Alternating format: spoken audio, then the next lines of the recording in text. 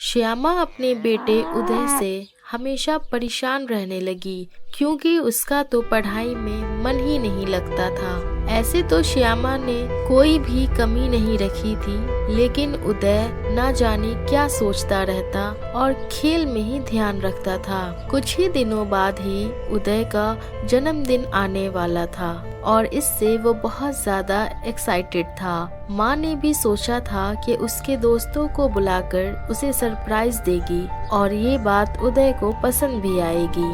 आखिर वो दिन आ ही गया जब उदय का बर्थडे था और ये बात सोचकर माँ बहुत खुश हो रही थी। उसके इतने सारे दोस्त आए थे, लेकिन उदय की माँ ने उसके लिए एक पेंसिल का सेट लेकर आई जो रंग बिरंगी थी और इसे उदय अपने पसंद की चित्रकारी कर सकता था। उदय ने वो पेंसिल के डब्बे को एक तरफ फेंक कर कहा, क्या माँ, तुमने ये कैसा डब्बा लेकर दिया मुझे? मेरे दोस्त हंसेंगे।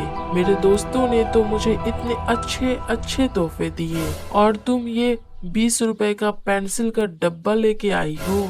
माँ बेचारी उदास होते हुए कहती है, बेटा, मैंने सोचा तू इनसे रंग बिरंगे चित्रकारी करेगा क्योंकि तुझे चित्रकारी करना पसंद है। लगभग 1 महीने तक उदय ने उस पेंसिल को हाथ नहीं लगाया, लेकिन जब स्कूल में उसे चित्रकारी का प्रोजेक्ट दिया गया तब उसने सोचा क्यों ना आज इसका उपयोग किया जाए। जैसे ही उसने पेंसिल के डिब्बे को खोला तो सारी कलर की पेंसिल से खुशबू आने लगी। तो उसे लगा शायद नई प्रकार की पेंसिल है जो माँ लेकर आई है। लेकिन जैसे ही उसने लाल रंग की पेंसिल को बाहर निकाला तो अपने आप ही सारे पेंसिल बाहर आ गई।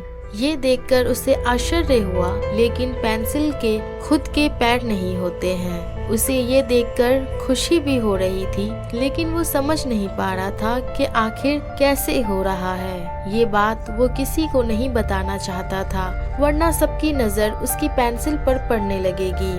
अब वो समझ गया है कि उसके पास जादुई पेंसिल आ गई है। एक दिन जब उसे मैथ बनाने में प्रॉब्लम आ रही थी तो वो जादुई पेंसिल खुद ब खुद सारा प्रॉब्लम सॉल्व कर गई और जब उसे सुंदर ड्राइंग बनाना था तब भी पेंसिल ने खुद ही सारे ड्राइंग बना दी।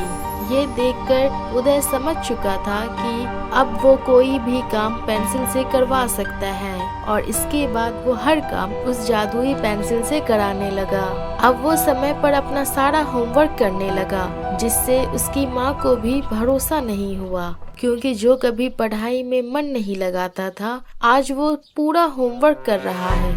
साथ ही साथ उदय अपनी माँ से भी खुश था। जब माँ ने उससे उसकी खुशी का राज पूछा तो उसने हंसकर टाल दिया और बताने से साफ इनकार कर दिया। माँ इस बात से खुश थी कि कम से कम उसका बेटा उससे खुलकर बात तो कर रहा है और उसका ख्याल भी रख रहा है। एक दिन जब माँ कहीं काम से जाती है तो वो उदय के लिए खाना बनाकर कहती है कि वो समय से खाना खा ले।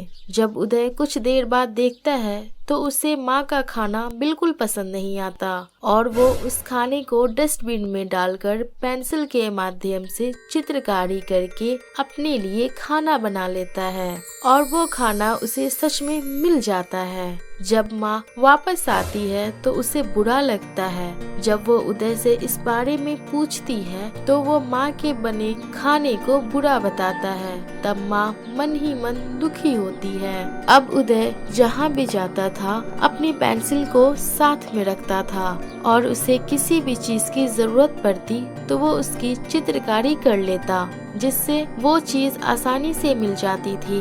एक बार जब उसके दोस्त ने उससे पेंसिल मांग ली तो उसने देने से साफ इनकार कर दिया। तब दोस्त ने गुस्सा होते हुए कहा, तू तो ऐसे देने से इनकार कर रहा है जैसे तेरे पास कोई जादू आ गया हो। उदय को ये बात समझ नहीं आई कि आखिर दोस्त ने ऐसा क्यों कहा। तब उदय ने उस दोस्त से बात करना ही बंद कर दिया।